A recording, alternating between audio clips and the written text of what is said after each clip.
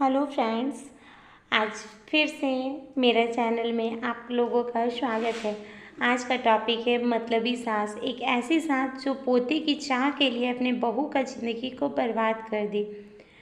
राधा जी एक आम मध्यम वर्गीय परिवार की मुखिया थी। वो अपने बेटे शुभ और बहू मनीषा के साथ ही रहती थी। एक बेटी थी रीमा, जो कि शादी के बाद अमेरिका में बस गई थी। राधा जी के पति की मृत्यु पहले ही हो चुकी थी। शुभ और मनीषा की शादी को 5 साल हो गए थे, लेकिन अब तक उनकी कोई संतान नहीं थी। राधा जी की बहू मनीषा भी जॉब करती थी, जो कि राधा जी को बिल्कुल भी नहीं सुहाता था। वे जल्द से जल्द दादी बनना चाहती थी, लेकिन मनीषा और शुभ यह अच्छी तरह से जानते थे कि अभी मनीषा का जॉब करना कितना ज़रूरी है। राधा जी अपने बेटे शुभ से इस बारे में बात करती तो शुभ किसी न किसी बहाने से बात को टाल देता था। इसीलिए वो मनीषा को ही परेशान करने के बारे में बहाने ढूंढते रहती थी, ताकि वो अपनी जॉब छोड़ दे। और कोरोना काल में तो मानो उनके मन की मुराद जो थी वो पूरी हो गई थी। हालांकि वे दिल की पूरी नहीं थी, लेकिन अपनी पोती की चाह में वो न चाहते हुए भी ऐसा कर जाती थी। उसके आस पड़ोस जितनी भी उनकी हम उम्र सहेलियाँ थी, सबको दादी बनते देखकर उनका मन भी दुखी हो जाता था। उस दिन भी घर में ऐसा ही कुछ हुआ। ऑफिस में काम की वजह से मनीषा देर रात तक सोती रही और सुबह लेट से उठी तो राधा जी को अच्छा खासा मौका मिल गया। ये क्या बहू, अभी तक सो रही हो? पता है सुबह के 10 बज गए हैं। शुभ भी बेचारा कब से उठकर ऑफिस के काम पर लग गया है, और तुम हो कि अभी तक सोई पड़ी हो। चलो अब उठ जाओ और उठकर सबके लिए चाय नाश्ता बना लो। मुझसे कुछ भी नहीं हो पाता है, क्योंकि मेरा तबीयत ठीक नहीं है, वरना मैं तो तुम्हारे भरोसे कभी न रहती, खुद ही सब कर लेती। सॉरी माँ जी, वह देर रात तक काम चलता रहा ना, इसीलिए सुबह सुबह ही सो पाई थी, इसीलिए समय का पता ही नहीं चला। मैं अभी आती हूँ, आप चलिए, मैं अभी जल्दी से आती हूँ। हाँ हाँ ठीक है, मेरा कुछ नहीं, पर शुभ को देख लो, उसे तुम्हारी ज़रूरत है। हो सकता है उसे कुछ चाहिए तो नहीं, कब से उठा है बेचारा। हे भगवान, मुझे जल्दी से ठीक कर दे, ताकि मैं भी अपने बेटे का ध्यान रख सकूं। राधा जी ने नाटकीय अंदाज में कहा। राधा जी ने अपनी बहू मनीषा को उठाते हुए कहा। मनीषा ने घड़ी देखी तो वाकई 10 बज गए थे। आज उसकी आँख कैसे नहीं खुली। वह जल्दी अपने काम निपटाकर हॉल में आई तो शुभ अपने लैपटॉप के साथ ऑफिस के काम कर रहा था। उसने किचन में जाकर चाय नाश्ता बनाया और फिर रात के बर्तन साफ करने लगी और उसके बाद झाड़ू पोछा करके नहाने चली गई। दरअसल कोरोना वायरस की बढ़ती बीमारी की वजह से शहर में पूरी तरह से लॉकडाउन किया गया था, इसीलिए काम वाली भी नहीं आ रही थी। तो मनीषा को कुछ ज़्यादा ही परेशानी हो रही थी, और मनीषा को खुद एक इंटरनेशनल कंपनी में काम करती थी। उसका ऑफिस टाइम निश्चित नहीं होता था, अधिकतर उसे रात में देर तक काम करना होता था। कल भी उसका काम देर तक चलता रहा, इसीलिए वह देर तक सोती रही तो सुबह जल्दी उठ भी नहीं पाई, जिससे सास को एक मौका मिल गया बोलने का। अब मनीषा नहा कर तो आई तो देखा कि उसकी सास अपने कमरे में अपनी सहेली से फ़ोन पर बात कर रही थी। बातचीत में अपना नाम सुनकर मनीषा सास की बातें चुपके से सुनने लगी। वो अपने दोस्त से बात कर रही थी, बोल रही थी, अरे शारदा, तुम भी अपनी बहू को ज़्यादा सर पर मत बिठाओ, बहू को ज़्यादा उड़ने दोगी तो हो सकता है कल को अपनी नौकरी के चक्कर में वो तुम्हें ही घर की नौकरानी बनाकर छोड़ेगी। मैं तो भाई शुरू से ही मनीषा के नौकरी करने के खिलाफ थी। अब करे नौकरी शौक से, पर साथ साथ घर के काम भी करना पड़ेगा उसे। मैं तो बदन दर्द का बहाना बनाकर बैठ जाती हूँ।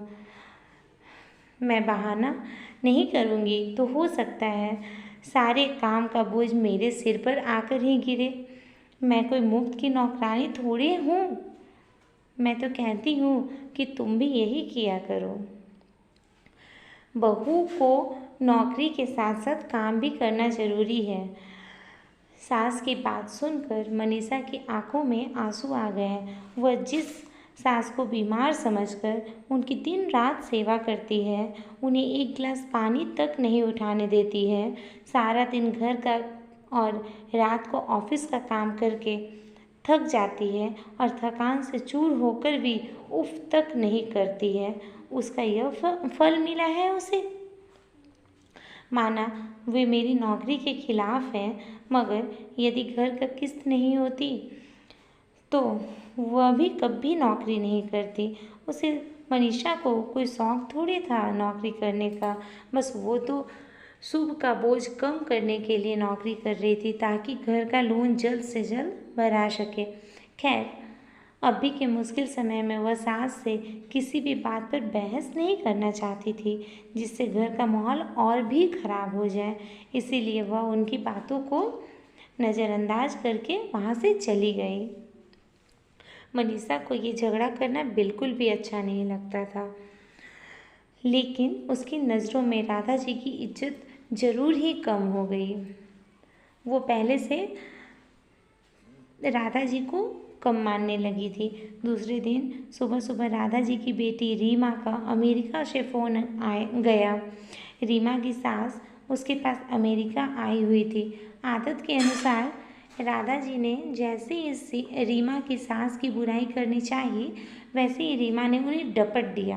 माँ, आप तो बिल्कुल भी माँ जी के बारे में अनाप शनाप नहीं बोलोगी।